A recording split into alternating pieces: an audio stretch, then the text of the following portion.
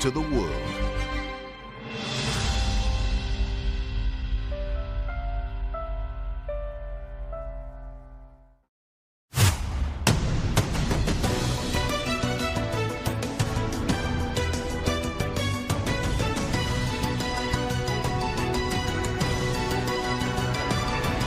This is Asia First. Good morning, it's 7 o'clock here in Singapore. I'm Arnold Gabe. The headlines this hour: Israel vows to exact the price from Iran for the unprecedented overnight barrage of drone and missile strikes, even as it faces international pressure to de-escalate.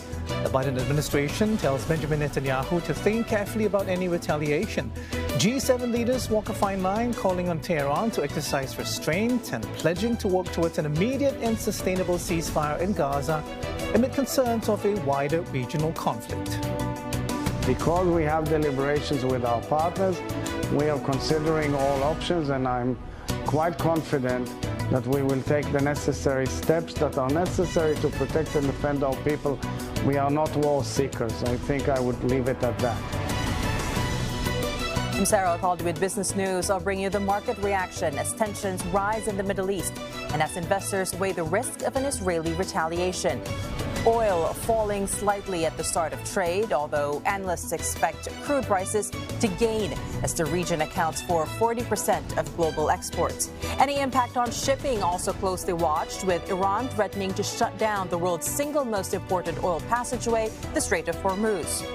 Plus, in focus this week, China's economic scorecard as it struggles to energize domestic demand and cope with a persistent property slump.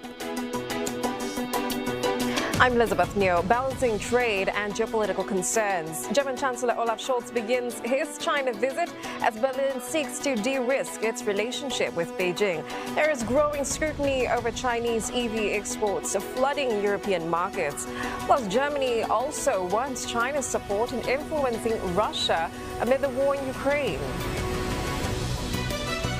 Where is 19 people killed and more missing after a landslide in the central Indonesian island of Sulawesi.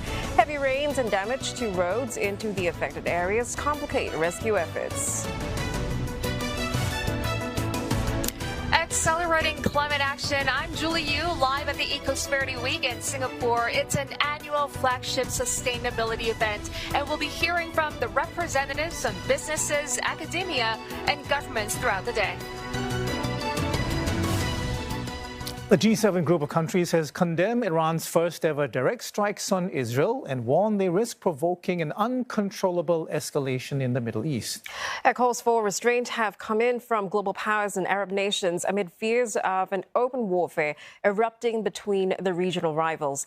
Leaders of the G7 countries have offered their full